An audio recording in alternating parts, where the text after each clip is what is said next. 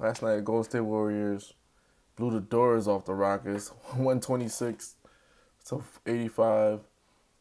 41-point win, largest of the Warriors' history in the playoffs.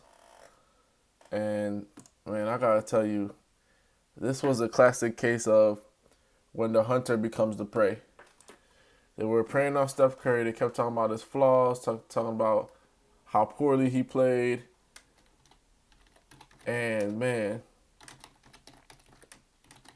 he really showed you guys what time it is. What time it is in a big way. It was a 35-point flurry from Curry. He went 13 from 23. The man had 5 from 12 from downtown. He was just an absolute beast. It's just an absolute beast. And that just goes to show you, when it comes to great players, you can't really lock them up. It's just only a matter of time till they go off on you. You know, there's always talk about people being like Kobe stoppers back in the day, LeBron stoppers. Today, you know, people talking about they could play Jordan. They feel like they could lock them up like Brian Russell and stuff. Like there's no stopping those kind of guys. And the fact that he did it in the fashion he did it in the third quarter, which coincides with the Warriors' game plan, just goes back to what I was telling you guys. The Golden State Warriors, they're not like a hero ball team, isolation type of team. They always try to keep everything in the confines of within their offense. If you can see the entire game, they were trying to get Curry going, and he was off. But then in the second half, that's when he started turning it on. But it was all within the confines of the offense. He had at least 3 to 4 wide open threes that he missed in the first half. So that being said, it's not like he's pressing or he's trying to do something that he's not accustomed to doing. It is how it is when he plays. This, like I said before, was a classic case of when the hunter becomes the prey. James Harden been hunting out Curry, Chris Paul been hunting out Curry, and if you watch both of their games, matter of fact, Curry outscored them both. James Harden had 20, Chris Paul had 13. It's like at the end of the day, you guys talking about hunting out Curry, and this dude, he's a shark and swallowed you both, swallowed both of these guppies. Houston, they need to get something in line in terms of their defense. In a playoff game, losing by 41 points, that means there was no defense being played there. And we can't keep saying your best defense is your offense. Like, no. You got to lock guys. You got to get into guys.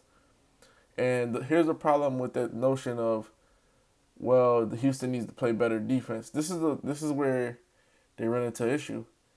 They can't play defense the way that they want to play defense if they have to play offense at a pace that they are requested to do so.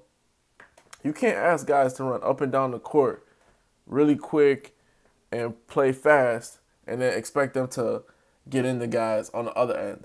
One of the two is going to suffer. If you don't have balanced scoring and you want guys to run up and down the court, you want the ball to be in James Harden and Chris Paul's hands, well, James Harden and Chris Paul are going to be able to lock up the entire game. And the Warriors exploited that. Every time putting James Harden pick and roll, he was getting beat back door. And just his defensive lapses really hurt the Rockets team going forward in the end of that game. So that's going to be something that Houston's going to have to really look into and really understand, where do we better ourselves there. In terms of game 4, the way I see it, it's a must-win for Houston. You can't go down 3-1 to Warriors and going down back home. This will be like the Twilight Zone, and James Harden will be reliving his nightmares, because this is kind of the same kind of scenario with the Spurs, where the Spurs went up on them last year, and it was in Houston, and they closed them out just due to the simple fact that there was so much pressure on Harden to produce. Man, if this series is not showing you how much firepower the Warriors have, I don't know what will. It's just like, just when you think you got them, like and this is what I was trying to explain to you guys. Just when you think you're comfortable, everything is good. You know, it's a tied series, even though you get home court advantage. that little thing that you gave up to the Warriors, to another team, it would be nothing. But to the Warriors, it's like you gave them a 10-mile head start. And splitting the series, like I said, put Warriors in the greatest shape basically they've ever been.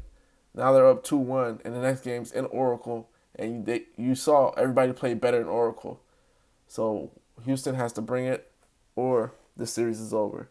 They lose next game, series is over.